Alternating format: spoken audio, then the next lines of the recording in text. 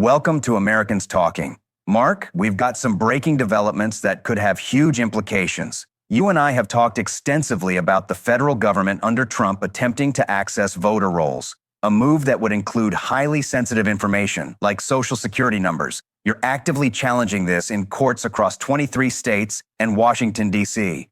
Now, a federal judge has issued a ruling that could seriously disrupt Trump's entire strategy. Can you walk us through exactly what just unfolded in court and what it means? Yeah, this is a blockbuster ruling out of a federal district court in Oregon. As you point out, these lawsuits have been filed all throughout the country in 24 states, including Washington, D.C. My law firm and I, we are fighting them in all of those jurisdictions. And one of those cases was filed in Oregon. And boy, did Donald Trump's DOJ pick the wrong federal judge to wind up in front of, because this judge didn't just rule against the Department of Justice. He hauled everyone into a special hearing about how the Minnesota letter, remember this, the letter that Pam Bondi sent to the governor of Minnesota on the day of the tragic shooting of Alex Preddy to try to leverage that shooting to gain access to Minnesota's voter file. Well, the judge, found out about this and was so incensed he wanted a hearing, he wanted a briefing on it, and now he has issued his ruling. And he cites that letter in really an earth-shattering decision that says, quote, "The presumption of regularity that has been previously extended to the plaintiff, that it could be taken at its word with little doubt about its intentions and stated purpose, no longer holds. When plaintiff in this case conveys assurances that any private and sensitive data will remain private and used only for a declared and limited purpose, it must be thoroughly scrutinized and squared with its open and public statements to the contrary." What that means is that the presumption of regularity, which is the biggest weapon that the Department of Justice have in almost every case.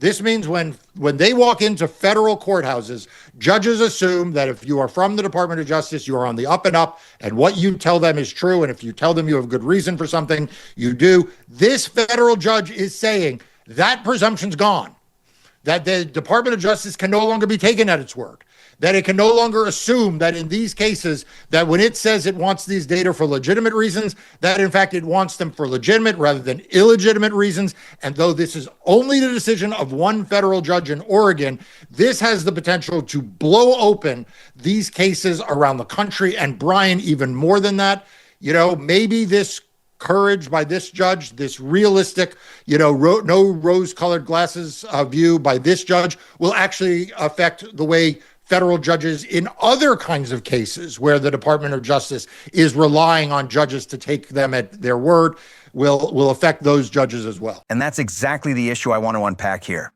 We've been discussing for months the concept of the presumption of regularity, the idea that judges tend to extend a baseline of trust to the Department of Justice, assuming that after decades of operating in good faith, the federal government is telling the truth when it steps into a courtroom. But in watching this administration and this DOJ operate, seeing the lengths they go to distort facts and mislead the courts, it raises a critical question. When will judges stop giving them that automatic benefit of the doubt? Specifically, what does this mean for the broader judiciary? Is this ruling an isolated decision, one judge in one courtroom, or could it signal a shift where multiple judges start questioning the credibility of the DOJ? Could we eventually reach a point where the presumption of regularity is no longer extended to this department at all? How does that process even unfold? And could one ruling create a ripple effect across the federal courts? Look, I think the way these things happen, the way the law develops, the way legal theories develop, and the way in which courts view issues is by one judge going first and then others following. And so the reason why this is such a big deal is because, as you say, there are 24 cases that deal with this basic same issue. And the fact that one of the first judges to rule in these cases found that the presumption of regularity has been rebutted and should no longer be in effect means that other judges considering these same kinds of cases will read that opinion and say, well, you know what? He made some sense there, and maybe I'll follow that lead that he has led. I'll follow that breadcrumb. And the problem for the Department of Justice, and the good news for everyone standing up for the rule of law against this administration, whether it's in these cases or others, is that once you start to get a number of judges saying it in these cases, then you'll start to get judges in other kinds of cases saying, well, look, there are 6, 7 judges, 8, 10 judges who are saying presumption of regularity has been destroyed in this area. like maybe we'll now apply that to my area. And before you know it, one thing leads to another and momentum builds. And that's the reason why I think the Department of Justice is going to be freaked out beyond words about this judge's decision. And I expect we will see appeals. I think we'll see the kinds of inappropriate and sharp statements that this Department of Justice makes. I think that there is a total freakout going on right now in the halls of Washington, D.C. by what has been unleashed by Pam Bondi's letter to the governor of Minnesota. You were angered by it. I was angered by it. It caused outrage through the political halls and through ordinary citizens. And now here it is, a federal judge picking it up and taking that outrage, putting it in a legal wrapper in a particular case. But let's see if that spreads like wildfire, because that could be one of the biggest blows to this Department of Justice as it moves forward over the next 3 years. My next question is this. Since your firm is handling these cases across 24 different jurisdictions, you have a unique position of influence. Will you be able to point other judges to this Oregon ruling and say, look at what this judge decided? If they weren't willing to grant the presumption of regularity to the Trump administration, maybe you shouldn't either. I want to know if you plan to leverage this decision in the other ongoing cases. Before we dive into that, a quick note for everyone watching. Mark and his team are truly on the front lines of this fight. They are the ones standing between the federal government, the Trump administration, and access to your most sensitive voter information, including social security numbers. Thanks to them, this data remains protected at the state level, exactly where it belongs. One small but meaningful way you can support their critical work is by subscribing to Democracy Docket, the news outlet Mark founded that covers everything related to voting and elections. I rely on it every day, just like I did to prepare for this video. So if you haven't subscribed yet, the link is right here on the screen and in the post description below. Go ahead and subscribe. It's a simple way to stay informed and support the team defending your voting rights. Yeah, you can absolutely count on it that every one of these judges in these other cases is going to know about this opinion.